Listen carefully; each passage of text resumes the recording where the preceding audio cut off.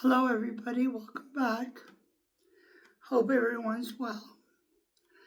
Today, I would like to release an outer body visitation that happened to me about 15 years or so back. Sorry about my throat. Anyway, I suffer fibromyalgia, so it does attack my throat and my cords here and there, so bear with me. Anyway, I was in bed asleep, and I had just gotten to bed, so I must have been really tired because I don't remember falling asleep. I just crashed. It's one of those nights with 4 kids, you can imagine. So anyway, it wasn't very long that I assumed. All of a sudden, I thought I was getting up, and I was frustrated because I was tired. So I felt this heat radiating behind me. So I looked back, and it was my body asleep next to my husband. So that kind of got me wondering why that was happening. And when I was lifting my head up, I was no longer in my room, sitting on my bed. I was standing and walking on this stone dirt ground, and I seen this massive, like a chair throne, and it was carved out of the stone from this, and it was a mountain. Now, this mountain felt like I was near, like really up high, very far up. Even though it wasn't Mount Everest, kind of felt like it. Then I heard my name being called, my full name, Sonia Maria. So I went towards the voice, and the voice started sounding like it was coming from the sky. It resonated through my whole body. And when I looked up, sitting on this throne was a man. He was dressed, it looked like Hebrew cloth. And I seen his body. He was massive. This chair, this throne, it was almost felt like I was looking at a sky-rise building. It was big. And this man was even bigger than the throne. And I seen his body, I seen everything. I seen his long hair, it was white. I seen his beard, it was a long white. But his face, I was only able to see his eyes because the whole face was almost like the sun was hitting my eyes so hard that I couldn't see the features of his face.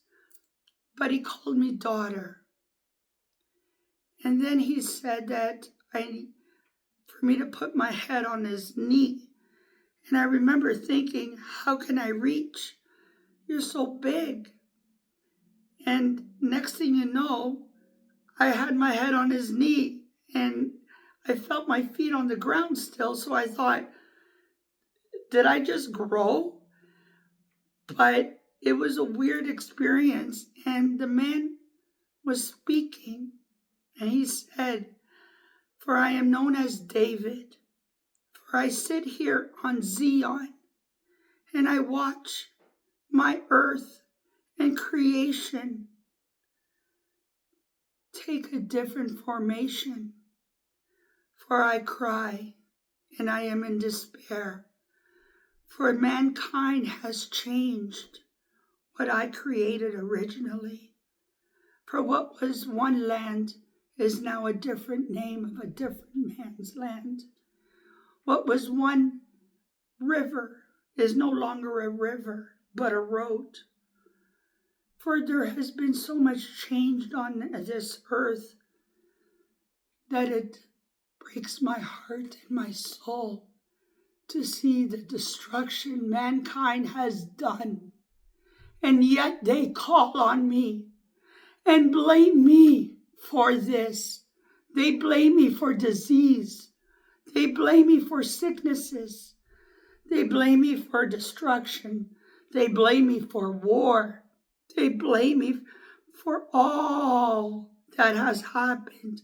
But the one person they don't blame is themselves. You know, we are the ones who are responsible. We cause destruction. We cause droughts. We cause fires. We cause earthquakes. We cause tsunamis. We cause tornadoes. We cause it all because of the damage that we do to the environment, whether it's air, water, or earth. It's all due to us. Even I take responsibility because it's true. And then he spoke of something, and he said, unfortunately, to the choices and the paths that mankind has chosen, they have unleashed a fury vengeance from Father Sky, Mother Earth, Daughter Ocean, and Brother Fire. And these are the four elements that are going to hit us hard. They've already started. But not just these elements, but wars breaking out every part of this earth. There is division caused. There are leaders. We all know pretty much who I'm talking about, that feel entitled to our earth, to our air, to our oceans. And instead of doing things for the greater good of mankind, it's actually turned the other way. It's actually been nothing but the cause of the destruction of mankind. So I implore you, listen to me. Make your changes with your life, with who you are and where you are. You don't need to have much, or you can have a lot. It all starts with how you live your life. Try to think of respecting nature. Try to think of respecting one another. Bring back the balance into our living world, because this destruction is going to be horrendous. You see, what he spoke about, scientists will understand me. The Earth's equator. I'm not talking about Ecuador, the country. I'm talking about the equator, the center of our Earth. The vibrations are so traumatically strong that we have caused, that they have actually ricocheted and gotten into the equator. So now there is going to be an eruption.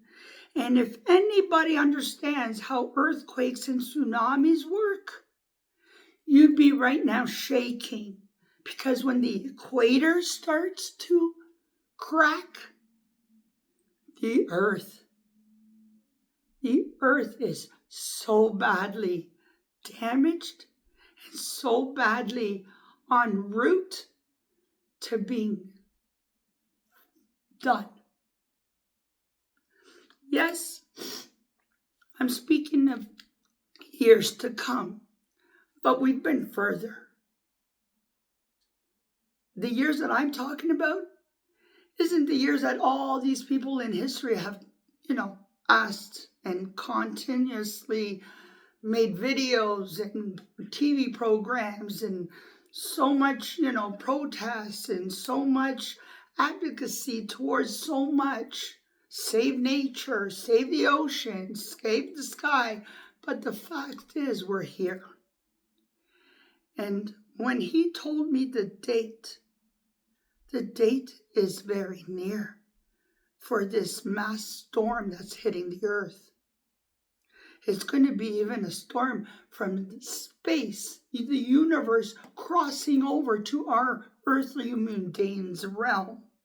And this storm is a geoform of electrical storm that's going to hit the earth in a way you guys need to make changes now if you want to survive that time. Because if you don't, there's going to be a lot of people left behind. And if they do, there's going to be a lot of deaths. It's going to be that serious. So I'm begging you, even if you think I'm a cuckoo or, out there, give me the benefit of the doubt. Look it up. Google it. Isn't that what the day we live in, Google? But it's going to happen. So I really pray for everybody. I pray in my heart, in my soul, that we all come out of this. Thank you for listening to me.